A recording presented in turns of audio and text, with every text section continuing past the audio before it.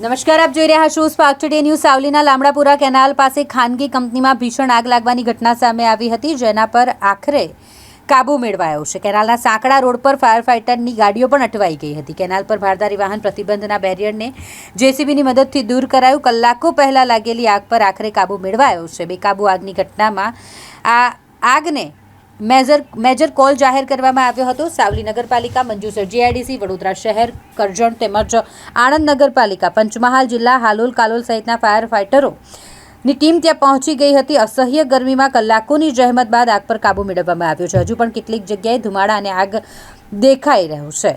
આ કંપની પ્લાસ્ટિકના દાણા બનાવતી કંપની જે આગ લાગવાને કારણે હવે કાટમાળમાં ફેરવાઈ છે।